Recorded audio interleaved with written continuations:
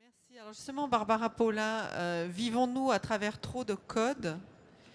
Et est-ce que les femmes sont plus en avance pour s'en détourner? Alors, les codes, ils existent aussi bien pour les hommes que pour les femmes. Mais c'est vrai que les codes imposés aux femmes sont encore plus serrés que ceux qui pèsent sur les épaules des hommes, même si elles sont lourdes aussi, les normes pour les hommes et pesantes. Mais en général, aux garçons, on donne des normes incitatives. C'est va là-bas, deviens ceci, découvre cela, réussis. Tandis qu'aux filles, on dit encore tellement trop souvent, fais attention, fais pas ceci, fais pas cela, ne t'habille pas en rouge, ne ris pas trop fort. J'ai entendu ça des centaines de fois. Et donc, quand j'ai décidé d'écrire là-dessus, j'ai écrit un livre intitulé Femmes hors normes, et non pas Hommes hors normes, mais ça s'applique évidemment tout aussi bien aux hommes. Et il ne s'agit pas d'être exceptionnel, mais en fait d'être à l'écoute. Véronique parlait tout à l'heure de l'importance pour la fluidité de l'écoute de l'autre, mais en fait la capacité d'entendre l'autre commence par la capacité de s'écouter soi-même. Et donc l'idée de sortir de la norme, c'est d'abord de se rapprocher de soi-même, de s'écouter de soi-même, de savoir qui on veut vraiment être et de se poser la question, non pas un jour, le jour du coming out, mais en fait chaque jour de l'existence, et d'essayer en fait d'une manière fluide de se rapprocher de plus en plus de soi-même. Et je pense que plus proche on est de soi-même, plus proche on arrive aussi à être de l'autre. Plus on sort de la norme et plus il y a de la place dans l'autre. Parce que quand on est dans ce petit carré minuscule dans lequel nous enserrent les normes, il n'y a pas de place pour l'autre. Si on en sort, eh bien à ce moment-là, il y a également la place pour l'autre. Et pour moi, la fluidité, c'est ça aussi, c'est de sortir constamment de la norme. On sort d'une norme, on se met dans une autre. Mais le lendemain, on sort encore de celle-là, quelle qu'elle soit, quel que soit le type de norme. Merci beaucoup, Barbara. Alors justement, Angela Marzullo a inventé un alter ego pour enfin s'aider à sortir de ces normes. Et justement, j'aimerais bien qu'elle nous en parle un petit peu. Pourquoi cet alter ego et qu'est-ce qui l'amène en fait? Oui, alors en fait, c'est tout au début de ma pratique artistique. D'abord, c'est né cette idée d'un nom, un alter ego, qui n'est pas le mien, qui s'appelle Makita. Et en fait, Makita, c'est mon nom de performeuse et ça ouvre tout un espace du possible, tout d'un coup, que moi, dans la vie dite normale et quotidienne, je ne pourrais jamais permettre de me faire, je n'aurais pas le courage.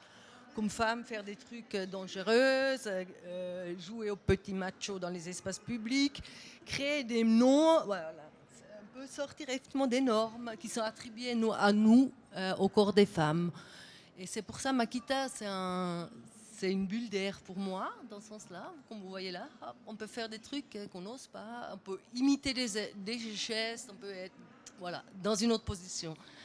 Et en même temps, ça m'a aussi permis de ne pas tout le temps performer, aussi dans ma vie privée, être une artiste, parce que ça c'est encore une autre question qui crée une fatigue. On peut aussi créer une espèce d'épuisement. Et disons, moi, ça me permet réellement de séparer mes deux rôles, parce que mes rôles citoyennes, familiales et autres, et mes rôles artistiques, et puis en même temps être épanouie des deux côtés. Merci Ça. beaucoup. Alors, avons-nous toujours été fascinés par le genre dans l'art? Et est-ce que cela a toujours été un sujet qui anime et préoccupe? Qu'avons-nous perdu ou gagné avec le temps? Et j'aimerais beaucoup que Victoria Mulig, historienne d'art, réponde à cette question. Alors, il y a toute une histoire fascinante qui est celle de l'histoire de l'art. Il y a deux ouvrages que je pourrais citer et que je vous encourage à lire. Il y a déjà celui de Magali Le Mans, qui est autour de la modernité d'Hermaphrodite. Qui est paru en 2019, qui est une partie de sa thèse, ou par exemple il y a un autre ouvrage, celui de Clovis Maillet, qui est sur les genres fluides à l'époque médiévale.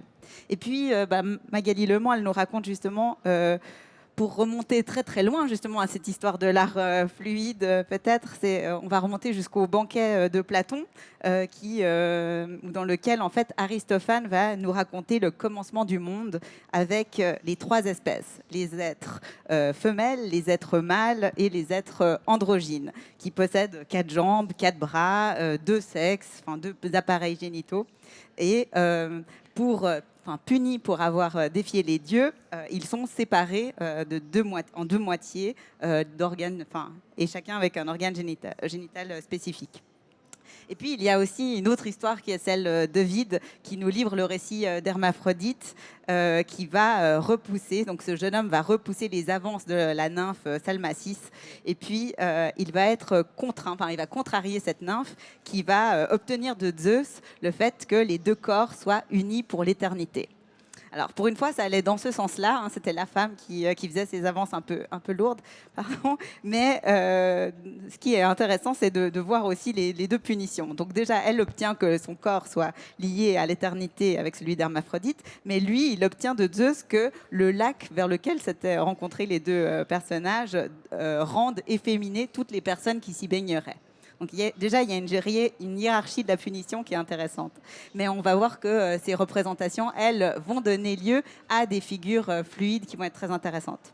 Il y a aussi, bien sûr, dans la tradition chrétienne, des épisodes qui sont très intéressants, des figures fluides. On pense aux anges, notamment, qui n'ont pas de sexe, donc qui donnent lieu à des représentations fluides. Mais il y a d'autres épisodes qui sont bien plus explicites et très intéressants, qui sont des épisodes de transition. Ça, c'est Clovis Maillet, par exemple, qui en parle dans son livre. Et on voit, par exemple, que le moine Joseph était né femme, et puis qu'il va vivre comme un homme, donc officiellement, mais qui va, à sa mort, on va découvrir que c'était une femme, donc qui va subir une transition, même au niveau textuel, à sa mort. Donc on a 35 épisodes à peu près de transition comme ça qui sont intéressants. Il y a tellement d'épisodes intéressants. Peut-être un dernier au 19e siècle, c'est Johann Winkelmann qui va aussi le prôner. C'est notamment dans le croisement de l'anatomie des 2 sexes. Et puis pour lui, pour s'approcher d'un idéal de beauté, il faudrait aller regarder vers les hermaphrodites, les eunuques, les castrats. Et puis ça donne lieu à une nouvelle fascination en fait de ces personnages. Donc on a toujours eu un regard porté là-dessus parce que ça donnait lieu à des nouveaux modèles qui étaient fascinants. Bien sûr, là, je m'adresse peut-être à la médecin qui est à côté de moi, mais la médecine va faire plusieurs dégâts. Dès le 19e siècle, on va demander aux médecins de trancher quand on a face à nous des personnages avec les 2 sexes. Ils vont devoir choisir l'un ou l'autre. On va devoir imposer, on va corriger ce que la nature avait fait, et on va la personne va subir l'ablation d'un des 2 sexes. Donc c'est pas du tout elle qui va la choisir, et elle va subir en fait ce choix qui vient d'autrui. Donc ça, c'est c'est des modèles qu'on a dans l'histoire de l'art qui vont donner lieu à plusieurs représentations fluides. Donc on a toujours eu vraiment cette inquiétude, ou du moins l'envie de représenter cette différence. J'aimerais compléter en parlant des Vierges albanaises. C'est en t'écoutant que ça me revient à l'esprit. Là, les médecins ne sont pas en cause, mais en Albanie ancienne, les femmes ne peuvent pas porter de montre, elles ne peuvent pas fumer, et bien sûr, elles ne peuvent pas diriger la famille et pas porter d'armes. Or, dans certains cas, une femme peut demander de devenir homme. Elle passe devant le conseil, qui sont 12 hommes âgés du village. Elle doit jurer de ne jamais avoir de relations sexuelles. Et à ce moment-là, on l'autorise à porter le pantalon, porter une montre, fumer, porter des armes et diriger et protéger l'ensemble de la famille. Vous voyez ces femmes 30 ans plus tard, vous ne pouvez pas imaginer que ce sont des femmes. Ce sont des hommes physiquement. Il y a plusieurs en fait représentations à la fois réalistes et artistiques de ces vierges albanaises qui montrent qu'en fait chacune et chacun de nous peut être l'autre vraiment et sans intervention médicale. C'est pour ça que je parle des vierges albanaises et cette possibilité de transition en fait simplement par les codes, je trouve que ça nous ouvre encore un champ de la fluidité tout à fait extraordinaire. Alors justement, j'aimerais poser la question, est-ce que la fluidité est érotique? Et j'aurais souhaité que Véronique réponde à cette question, en tout cas à la première partie. Alors oui, la fluidité est érotique dans le sens où dans le sens de l'érotisme existentiel. Alors l'érotisme existentiel, c'est un projet que nous avons avec Barbara ici, d'un manifeste sur un érotisme qui serait existentiel. Alors qu'est-ce que c'est que l'érotisme existentiel? C'est transposer dans la vie de tous les jours la pulsion érotique pour aller d'une part vers soi-même, aller vers la félicité, aller dans la vie dans un mouvement serein, décomplexé, hors norme, voilà, qui fait que peut-être plus rien nous touche et voilà, et nous entraîne. Donc c'est vraiment, pour moi, voilà, forcément la fluidité est érotique.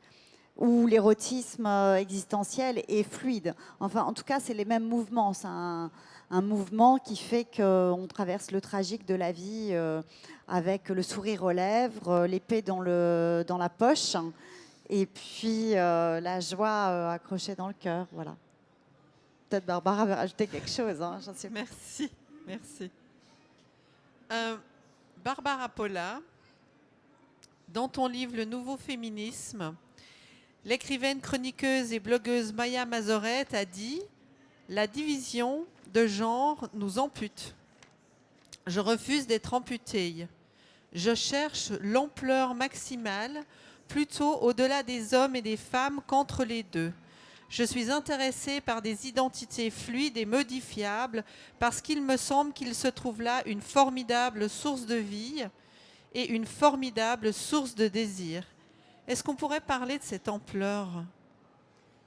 Oui, peut-être pour compléter cette notion d'érotisme et fluidité, eh bien, je pense que dans les plus beaux moments de l'érotisme et de la rencontre entre un être et un autre, quel qu'il soit dans la relation physique, en fait, on dépasse complètement la notion du genre.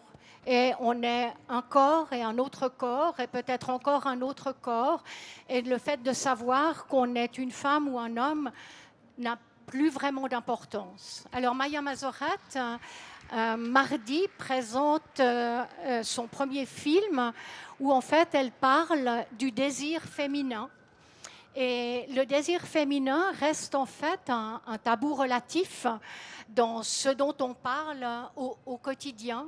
Et c'est évidemment une manière pour Maya Mazoret, que je rejoins là-dedans, de vouloir ouvrir ce champ de l'érotisme à une expression directe et claire par les femmes de ce qu'elles désirent, et qu'à partir du moment où on dit ce qu'on désire, eh bien on désigne aussi ce qu'on ne désire pas, et à partir du moment où on affirme ce qu'on désire, on sort aussi immédiatement de la notion du consentement obligé, de la victimisation désignée. Et donc, Maya fait un travail remarquable dans cette ouverture du champ de l'érotisme aux femmes. Et c'est vrai qu'on peut parler d'une ampleur, mais toujours dans cette fluidité. C'est-à-dire que dans ces moments-là, on peut passer... En fait, on sort pratiquement de la notion du genre. Merci beaucoup. Alors, regardez le film de Maya mardi. Peut-être Angela Marzullo pourrait parler de sa performance qu'on a vue sur les vidéos. Oui, effectivement. Moi, je parle peut-être plutôt dans un porno de peinture. Comme nous, les femmes, on n'a pas de pénis pinceau. Mais pareil, on aimerait bien en avoir de temps en temps. Effectivement, on peut continuer quand même à faire la peinture comme les hommes, disons la bonne peinture, avoir tous les outils aussi, les choix de couleurs, et puis les pinceaux qui fonctionnent réellement dans ce sens-là aussi. Et là, on voit un petit extrait de la porno-peinture qui crée après effectivement de belles couleurs aussi à la fin. C'est une abstraction, si on veut. Merci. Donc, dans le travail de Véronique Kay, il y a le concept de la femme pirate. Elle l'a mentionné en introduction tout à l'heure. Alors justement, j'aurais bien aimé qu'elle nous en parle et savoir si c'est un modèle individuel pour toutes les femmes. Alors, la femme pirate, j'aime beaucoup la performance d'Angela avec la femme pénis. Donc, on connaît le pirate. Tout le monde a déjà vu des pirates, Barberousse et compagnie. Mais alors, la femme pirate, il y en a beaucoup moins. Et la femme pirate, c'est que, voilà, peut-être c'est mon Makita à moi. C'est en fait une entité que j'ai inventée. Parce que, d'une part, je trouve que le terme pirate est très romanesque. Et qu'on manque de femmes pirates dans la société. Mais je vous rassure, la femme pirate, ça peut être aussi un homme, ça peut être n'importe qui, car en fait, c'est une manière de se considérer au centre de sa propre existence et de faire de soi-même le héros de sa propre vie. C'est un peu la démarche que j'ai, moi, quand je filme des gens. J'ai envie que je les filme uniquement pour faire d'eux le héros de leur propre vie, comme si c'était des stars de cinéma, si vous voulez. Je voudrais que l'horizon, ça soit la star de cinéma, que les 58 femmes que je filme, ça soit la star de cinéma, que le chien que je vais filmer, ça soit que le Pierre, que tout le monde se considère comme le héros et qu'on ne soit pas que le star system. Donc, cette femme pirate, elle a une botte secrète, comme je l'ai dit, c'est qu'elle désire et qu'elle désobéit. Alors, elle désire pourquoi ? Parce que c'est une amoureuse de la joie de vivre, que surtout elle s'est libérée de tout le fatras de la bonne éducation, nos obligations féministes, féminines, le mythe du prince charmant, la famille. Elle s'est détachée aussi de toutes ces tragédies, le copain qui l'a plaqué, la maladie, enfin toutes sortes de choses. Et puis elle s'est replacée dans le présent et uniquement dans le présent. Voilà. Donc c'est une personne indépendante, rebelle. Et sa deuxième botte secrète, c'est évidemment la désobéissance à la norme. Et dans le sujet qui nous intéresse aujourd'hui, qui est la fluidité, évidemment, il faut désobéir aux catégories. Pourquoi la société devrait dire de moi que je suis une femme ? Personne, même si j'ai des talons et une robe, personne ne peut dire de moi que je suis une femme. Je dis ce que je suis. Si je veux envie de vous dire que je suis un escargot aujourd'hui, je serai un escargot ou une baleine ou ce que je veux. Voilà, c'est la liberté de tout un chacun. La femme pirate, c'est cette liberté-là. Elle a une petite épée dans son sac et puis un grand sourire aux lèvres. Et puis donc, elle se soulève dans un mouvement très romanesque, indépendant, joyeux, dans l'infraordinaire de nos vies totalement banales, normales, quotidiennes. Et la femme pirate, ou l'homme pirate, ou le Das en allemand, pirate, et le héros ou l'héroïne de sa propre vie. Alors avant de terminer, j'aimerais encore demander à Barbara Paula si elle veut bien parler de son projet Je suis, parce que c'est un très beau projet sur la fluidité. Oui, en fait, pour être le héros de ma propre vie, je dois être quelqu'un d'autre. Pas seulement une autre personne, mais je veux être plein d'autres personnes. Et un peu par hasard, mais ce genre de hasard qui ne sont pas des hasards, mais des rendez-vous, j'ai commencé cette série où, en fait, je suis tour à tour l'un des artistes et l'une des artistes avec qui je travaille, et je m'affirme en tant que telle devant la caméra pendant 2 minutes. Alors, je suis Véronique Kay dans la série. Et puis aujourd'hui, je me suis dit, il faut que je suis Angela Marzullo. Tu me prêteras juste tes lunettes. Et donc, en fait, pour moi, cette fluidité-là, elle dépasse encore la notion de la fluidité du genre. C'est de pouvoir, en fait, aimer l'autre, le percevoir et le comprendre de telle manière qu'on arrive pratiquement à être l'autre à certains moments. Et bien sûr, il y a là-dedans ma formation de médecin où, en fait, l'empathie est fondamentale à la qualité du soin.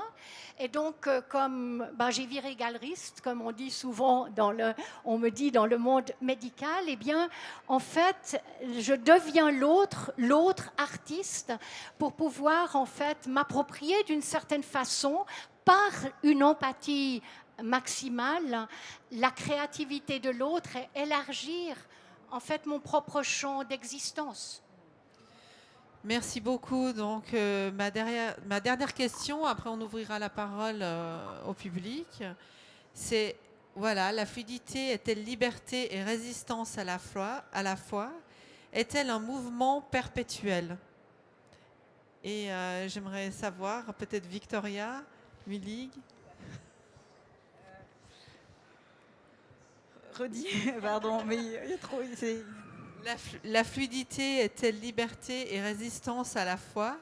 Est-elle un mouvement perpétuel? Elle est tout à la fois.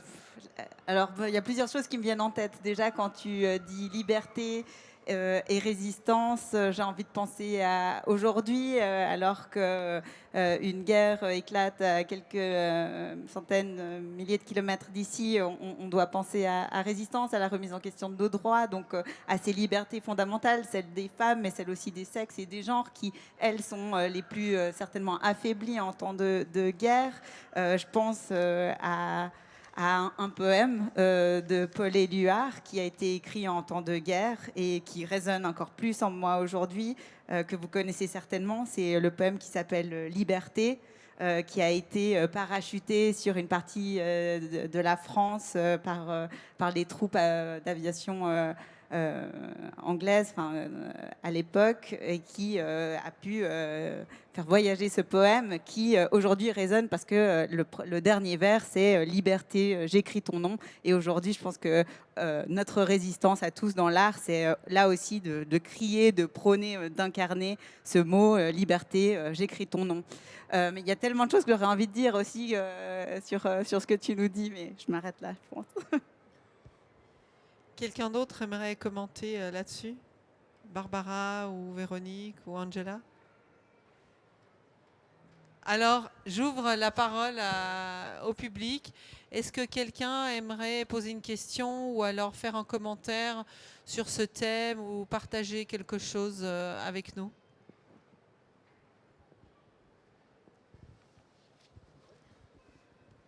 Oui, alors... D'accord. Excusez-moi. Alors, au sujet de l'érotisme, je crois que Barbara a très justement abordé la question du désir en citant Maya Mazoret. Et l'érotisme, à mon avis, est plus dans le désir que dans l'amour. Des émotions qui ont des ingrédients différents et parfois opposés. Et l'érotisme, pour la fluidité, c'est probablement l'imprévu, voire l'interdit, l'acceptation de ce que l'on est, de ce que l'on aime, l'individualité, ça c'est certain. En ce qui concerne la fluidité, et ce thème éventuellement à la mode, alors je pense qu'il a trouvé son essor avec les idées féministes comme un complément nécessaire.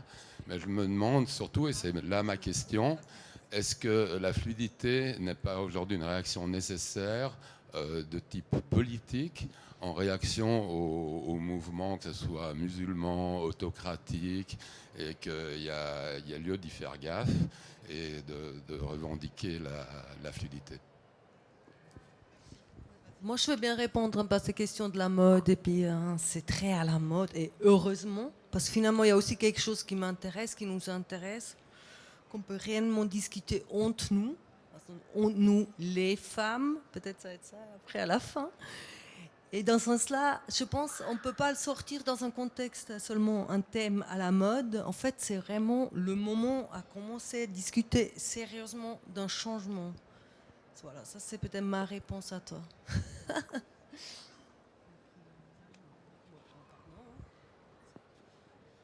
Non, je pense que c'est effectivement un débat de fond. Et puis, que bien sûr, ça paraît être un phénomène à la mode, mais si on mène l'analyse, si on poursuit l'analyse, ça mène à une meilleure compréhension de la société aujourd'hui et même et donc de l'art. Je pense que effectivement, les débats féministes ont énormément aidé, notamment à travers la performance, à travers l'activisme, à travers l'utilisation de son corps. C'est devenu un objet politique. C'était pas seulement un miroir de la société, mais vraiment un réel outil. Donc c'est vrai que ça c'est intéressant à mettre en avant. Je pense qu'il y a toujours ce côté, il ne faudrait pas être réducteur en disant que c'est un mouvement à la mode ou que c'est un thème à la mode, parce que c'est là aussi où on va nier, où on va invisibiliser quelque chose. Et donc c'est pour ça qu'on doit sans cesse répéter ce genre de thème, ce genre d'action et ceux ceux pour lesquels on se bat. Je pense qu'en plus il y a la problématique du langage qui fait qu'on a tendance à dire en plus c'est une mode. J'ai pas toujours les outils pour concevoir la non-binarité ou la fluidité de la personne d'en face.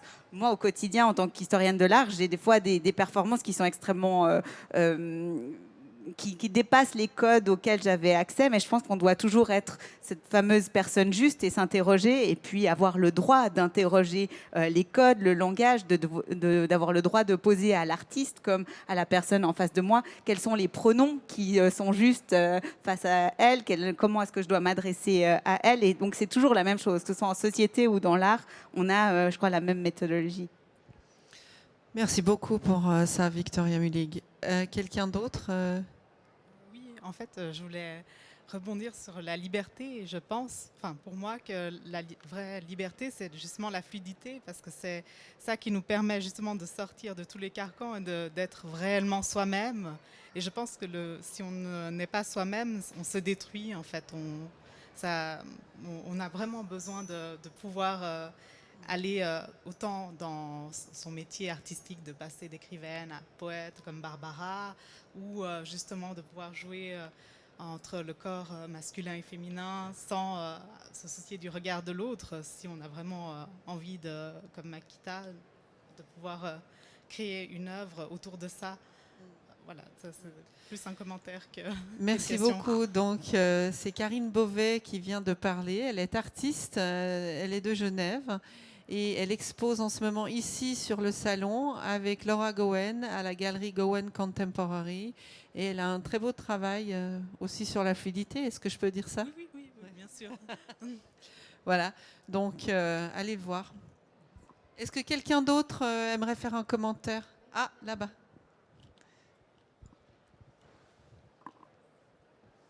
Bonjour, merci.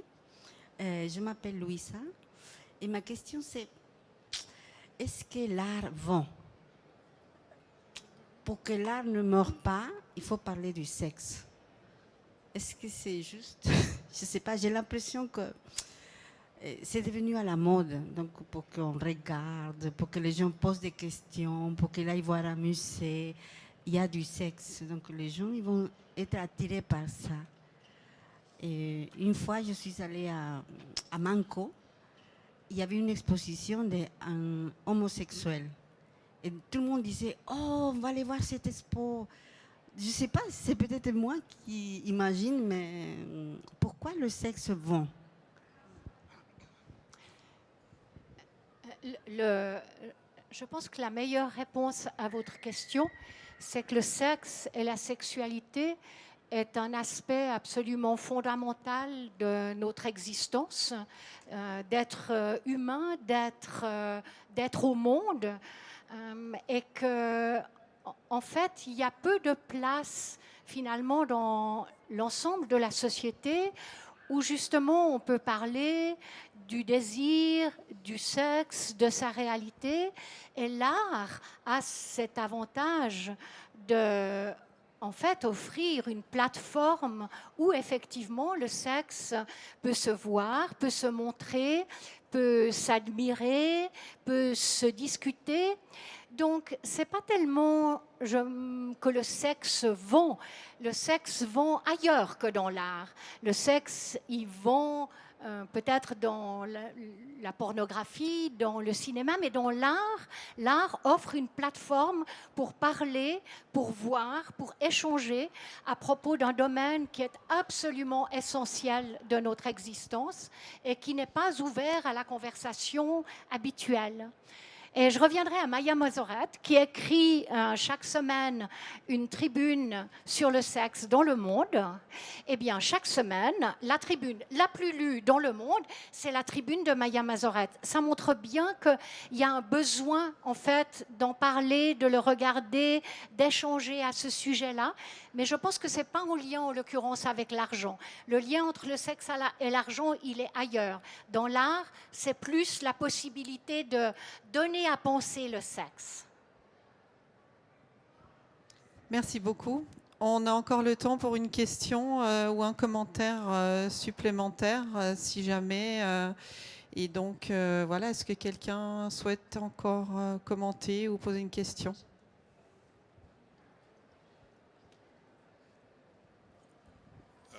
Peut-être pour répondre à madame qui s'interroge sur l'aspect mercantile ou racoleur du sexe, personnellement, j'y réfléchis dans la danse contemporaine où il y a effectivement de plus en plus de nudité et accessoirement de plus en plus d'hommes dans la salle, mais ça n'a rien à voir, je l'imagine. Et pourquoi il y a cette nudité ? C'est pas par volonté racoleuse, c'est pas pour exciter son public, mais la femme ose s'exprimer, le cas échéant dans sa nudité.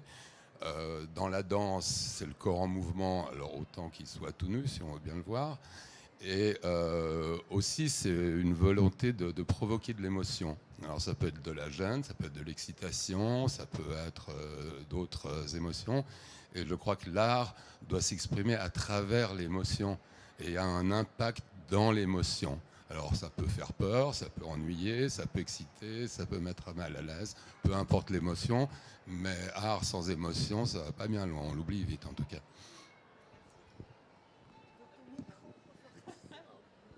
Donc merci beaucoup. On va clore cette table ronde. Je vous rappelle que toutes ces tables rondes que nous avons faites à Argenève seront disponibles sur notre site internet et sur toutes les plateformes qu'on utilise de podcast, que ce soit Apple Podcast, Google Podcast, etc. Je remercie Argenève de nous avoir accueillis ici. Je remercie toutes mes participantes et participants à ces tables rondes et vous tous qui avez partagé ce moment avec nous. Vous pouvez écouter les podcasts et les conversations sur notre site Raw Radical ou sur Instagram, nous communiquons @RawRadical. Merci beaucoup et belle fin de salon.